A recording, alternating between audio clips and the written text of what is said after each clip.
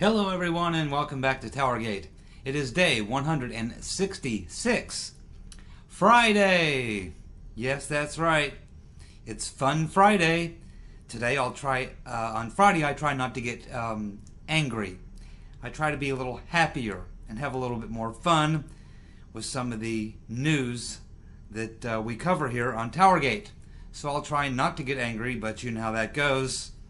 Every now and then I get a little agitated and go off. I'll try to control myself today. It is Friday the 18th, 2017. Hopefully you all had a good week. Thank God it's Friday. Tough week for us at work. We really got hammered this week. Coming in early and staying late. My check should look good though. Let's get started. What do you say?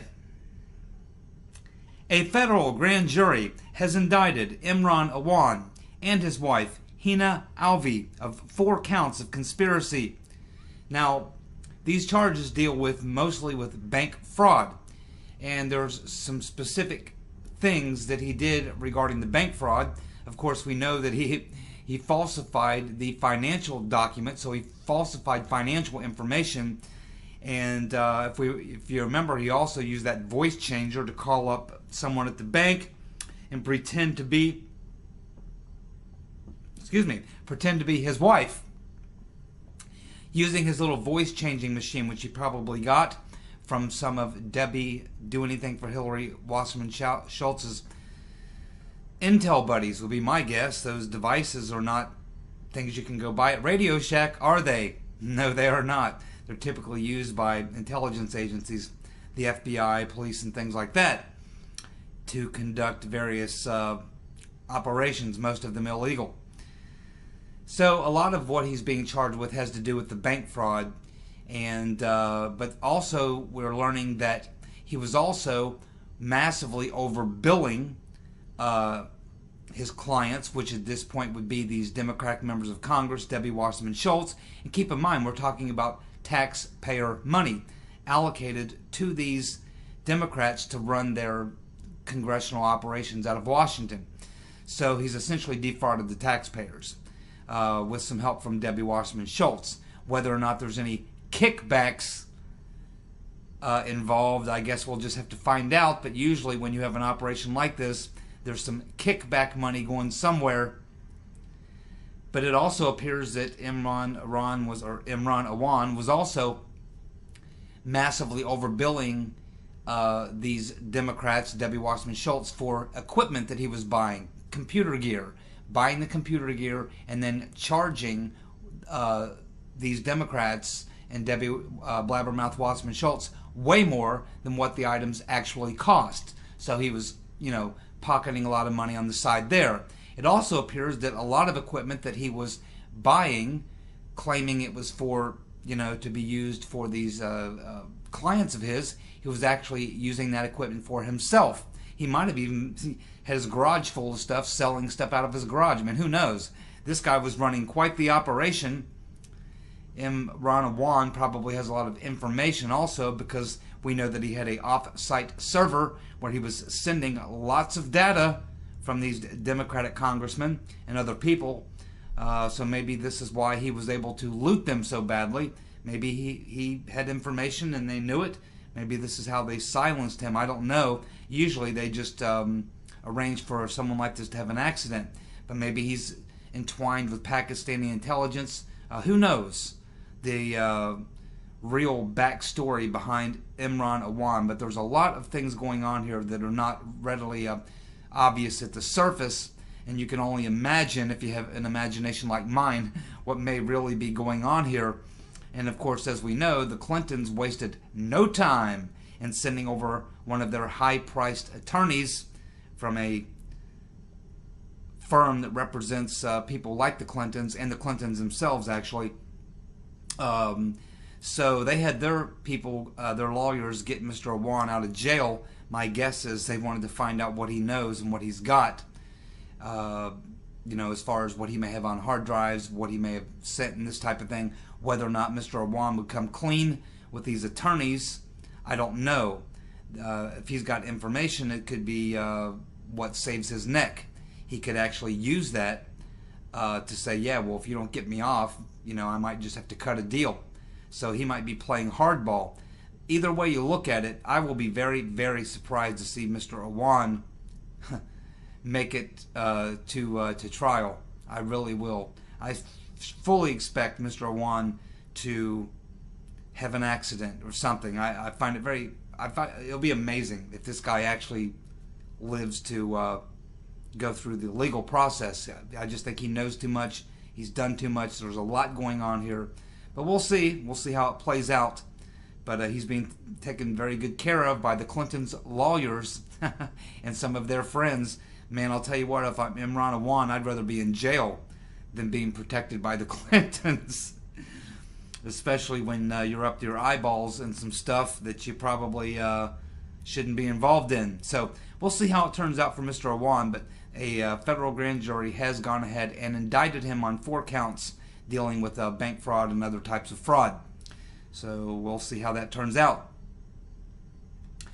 Good old Senator Magoo. I know he couldn't shut up for more than 2 days. Senator Magoo has now lashed out at Trump for not standing up to defy hate and bigotry. Senator Magoo, in case you're curious, my friends, Senator Magoo's great-grandfather fought for the Confederate side in the Civil War. He was in the Mississippi Cavalry Division.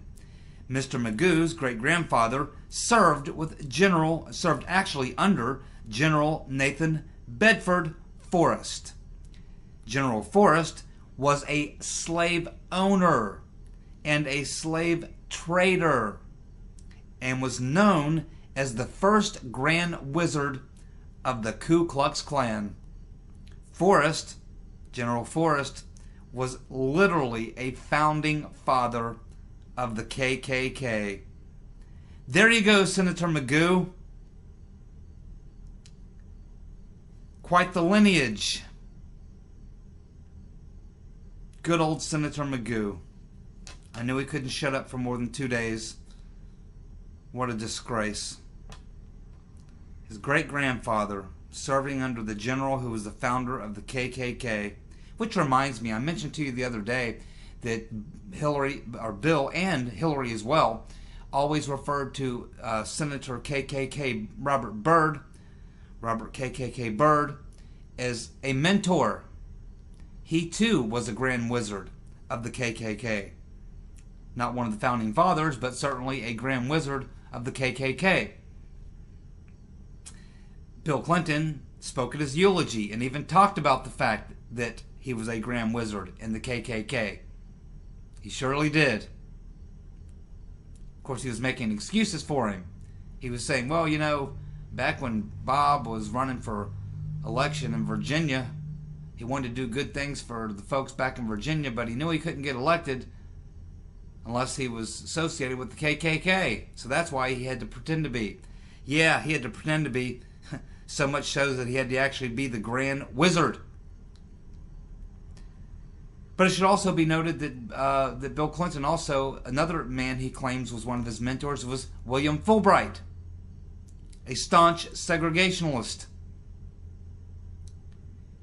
Do you think that the liberal media, MSNBC, CNN, the Daily Beast, Politico, Washington Post, New York Times, do you think that they'll mention that little fact?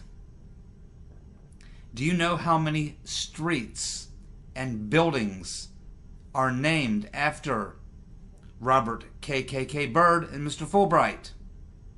I can assure you it's dozens.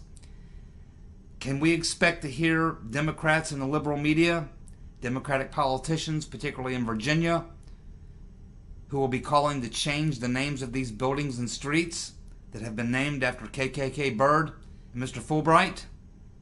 Will they call for those signs to be changed? For the names of those buildings to be changed? I seriously doubt it. Not in a million years. Well, it's on again, off again, on again.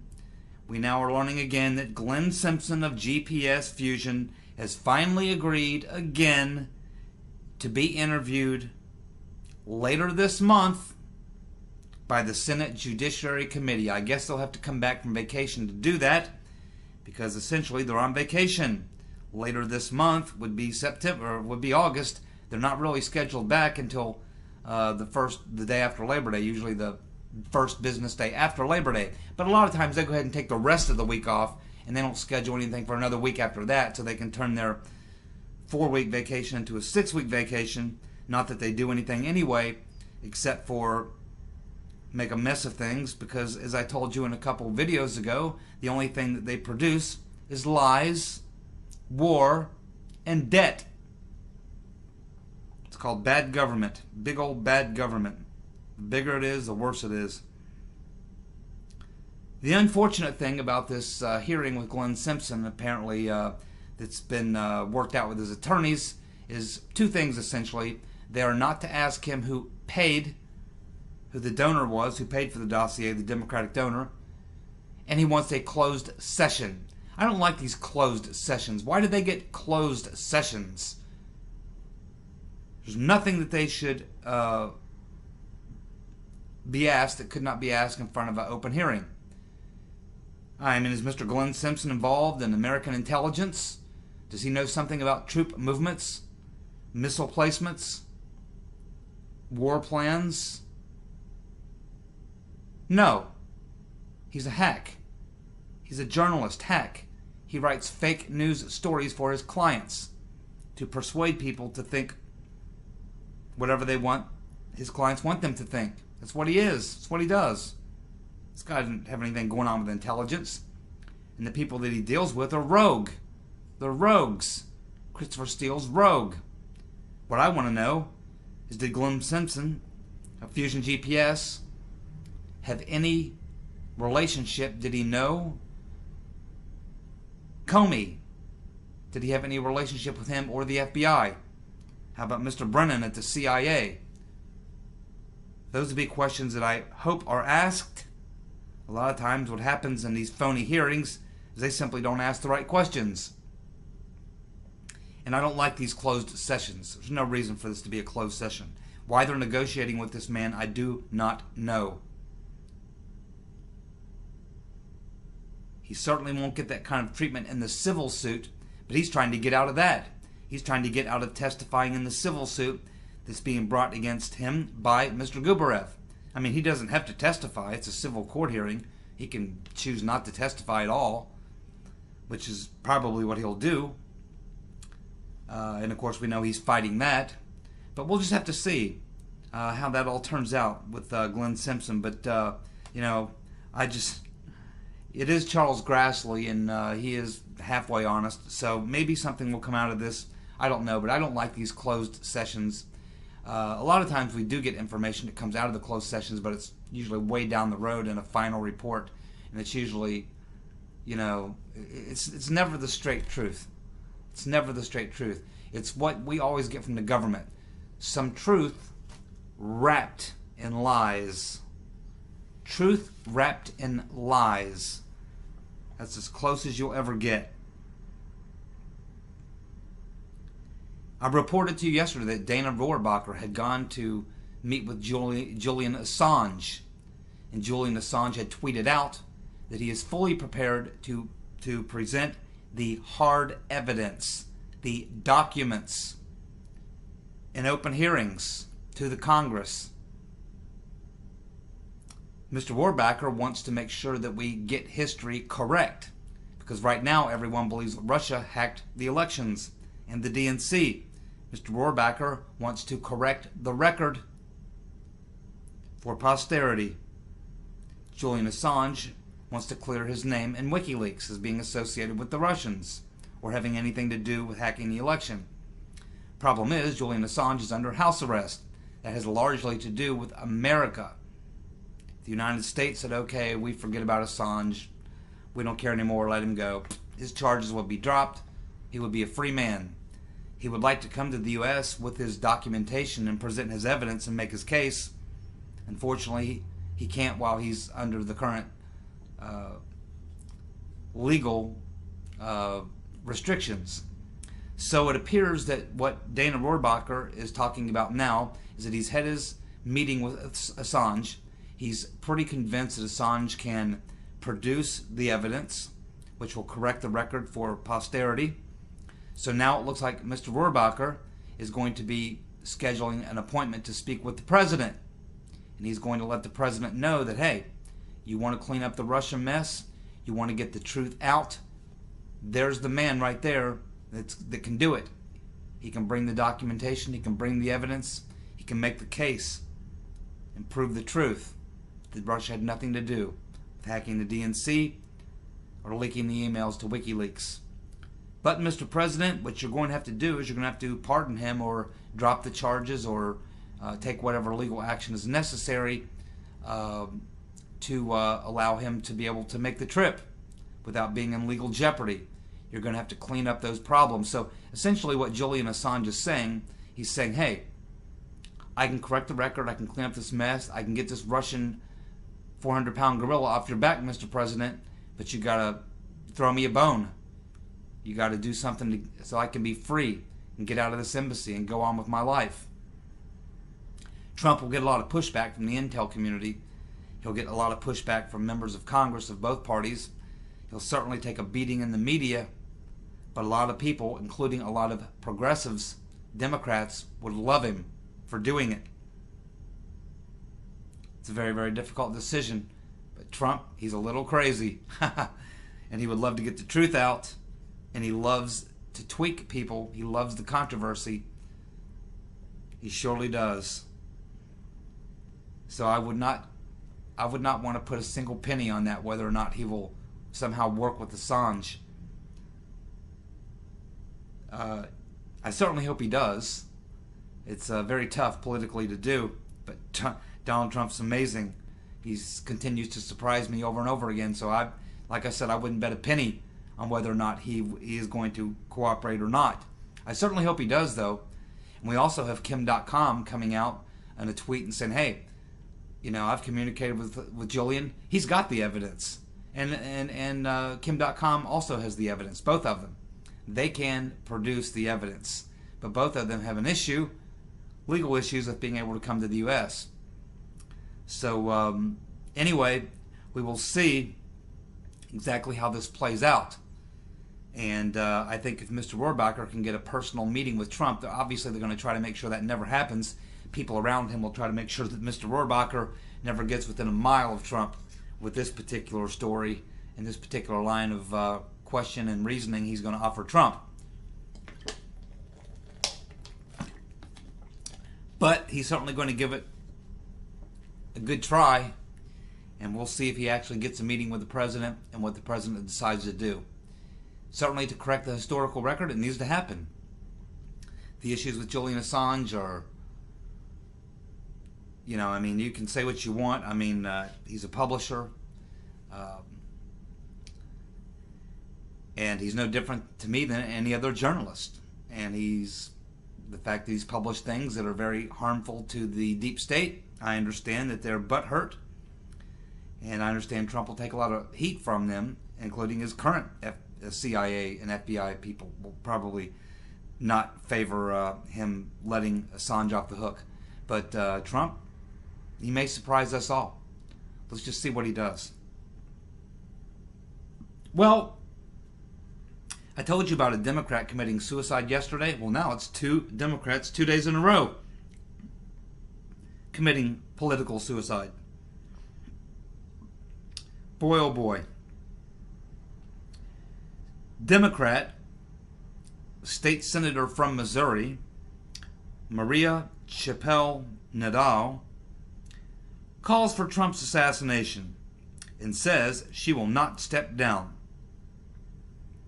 Well, that's political suicide regardless of what side of the aisle you're on.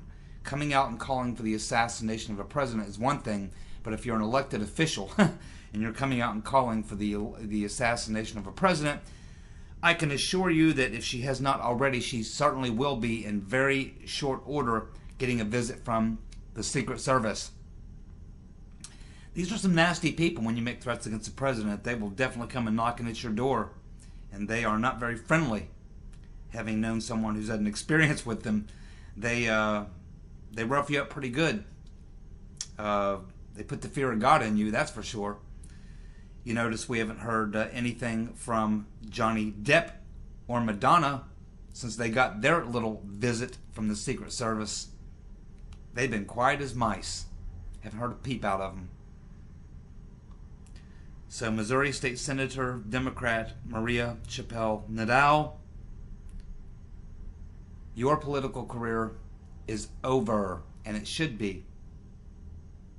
Calling for Trump's assassination. State Senator from Missouri. Imagine the Secret Service will be coming over anytime now. Put the fear of God in her. Chris Matthews, Chris Matthews, he's a lefty, hard lefty. I don't like him. Disagree with him about 90% of everything. But he's kind of an honest lefty, in a lot of ways. He'll say things that most lefties won't say, especially when he gets a few drinks in him, which is most of the time. And you can tell when he's having one of them moments when he's had a few drinks before he goes on air. And he was talking to a couple Democrats. And sometimes he just likes to play the devil's advocate. Sometimes he just likes to be cantankerous. It's usually when he's had a few drinks. He claims he quit drinking, but I don't think he has. Anyway, Chris Matthews is having this discussion, and so he starts calling out Antifa, saying, now, wait a minute. The two Democrats trying to make the case in Antifa, they're anti-fascist and they're, opposed to this and that. Well, Chris Matthews comes up and says, well, wait a minute. I've covered Antifa. These people are commies. They're hardcore communists. They burn the American flag. They engage in all sorts of violence. These are not the freedom-loving, God-fearing, peaceful people that you're making them out to be. These are not very nice people either. And so Trump is essentially, when he's talking about there's some other bad folks on the other side, he's talking about Antifa, he's right. Well, that's not going to make Chris Matthews very many friends, but, we've seen him do stuff like this before. We saw him toast Rachel Maddow a couple days after the election back this past fall when he straightened her out. And so occasionally Chris Matthews actually makes some sense. And it's a pretty funny clip if you get a chance to look at it. Let's see. If you live in Tennessee, of course, I'm sure you know very well your senator there, Bob Corker, who's a hardcore anti-Trumper, continues to be an anti-Trumper, and he says that that we need radical change at the White House, in the White House. Well, Bob, that's what we voted for, radical change. And that's Donald Trump. He's radical change. You, Mr. Corker, are the deep state status quo. You are what President Trump and the people who voted for him are fighting mad about. You, Mr. Corker, are the reason why Trump was elected. If you live in Tennessee, the very next available opportunity you get rid of Bob Corker. He's no good. He's an anti-Trumper, and he wants radical change. Yes, I'm sure he does. Probably deeply involved in a deep state coup. God willing, that will fail. The only reason they haven't pulled off the coup yet is because they just can't get Trump's supporters to give him up. Just can't do it. No matter how hard they try. In fact, they're probably damaging themselves more than they're damaging Trump. I don't know about you, but I'm licking my chops like many other Republicans around the country. Just can't wait for 2018 and 2020 to get here so that we can send these clowns a message. That's exactly what we intend to do, Mr. Corker, Senator Corker. If you live in Tennessee, you know what to do. Hey, therapists are reporting huge spikes in people suffering from President Trump stress disorder. President Trump stress disorder. So therapists all across the country, well, they probably love Trump. Hell, he's great for business. See, Trump's great for business. He said he was going to create jobs. He's already created over 1 million jobs. Now he's even creating jobs for therapists. Can you imagine being such an idiot that you have to walk into a professional therapist, a psych shrink, or whatever they call these people, for psychotherapy. Yes, I need therapy. Donald Trump won the election and I just can't handle it. Man, oh man. You are a seriously weak-minded, sick, pathetic individual if you have to walk into a psychiatrist office because you don't like who won the election. I mean, Barack Obama won 2 elections. Most people I know that are totally opposed to Marxism said, well, that's how it goes. You win a few and lose a few. Life goes on. What's on the schedule for tomorrow? A little work, a little play, a little this, a little that. Life goes on. No, not for a lot of people. I remember watching one of my favorite videos. I actually watch it about once every 2 months now. The meltdown video from the night of the election. This shit's gotta stop! Somebody better fix this shit! That's my favorite one. The girl's freaking out. She's like calling 911. She feels like she's going to die because Trump won. Somebody better fix this shit. We fixed it. And we're going to fix it again. Yes, we are. We're going to fix it again. 2020. You'll get 4 more years. You batshit crazy libs. Okay. You know, a couple days ago, or a couple videos ago actually, I suggested that it would be extraordinary if Trump were to come out and endorse primary challengers to incumbents, Republican incumbents. That never happens. Presidents never ever endorse someone other than the sitting incumbent member of their own party in an election. I mean, even if they don't like them, they do it. Just because it's how things have always been done. And you don't want to go up against the establishment. They can do a lot of nasty things to you, as we're learning. But Donald Trump, remember I told you I thought he might go out, and it would be interesting to see if he comes out and endorses people. We already saw him do it in the race for the Senate seat to replace Jeff Sessions' Senate seat, to fill that seat. We saw him come out against an establishment candidate there, and now he's coming out and endorsing Dr. Kelly Ward against the sitting senator from Arizona, Jeff the Flake. So Trump is now openly endorsing the primary challenger to a sitting Republican senator, Jeff the Flake. This gives us some insight into what we can expect in the future. Will be very interesting to see who he endorses in that race in Wisconsin against Paul Ryan. It will be interesting to see if Donald Trump will go full retard and endorse the guy primarying Paul Ryan. That would be absolutely phenomenal. That would be absolutely historic. That would be something that would be written about for many, many years. If he breaks that mold, if that die cast is broken, that will be historically significant. And I would love to see that. And this just tells you, you know, you mess with this guy, he's got balls of steel. He doesn't back down. He doesn't back away. He stands his ground. He fights. You give it to him, he gives it back twice as hard. And he's not afraid to stand up, clearly. I mean, the entire establishment must be going nuts. The RNC must be going crazy. They must be going, what? What did he do? He endorsed a primary opponent of a sitting Republican? Is he nuts? Yes, he is, in a good way. And of course, finally, the Democrats cannot raise money. They're having a difficult time raising any money. And so are some Republicans having a difficult time. They're not raising the money they used to raise. And of course, finally, to end this video, Trump is defending those beautiful Confederate statues. He's still tweaking them. I mean, he does this stuff purposely just to drive him up the wall.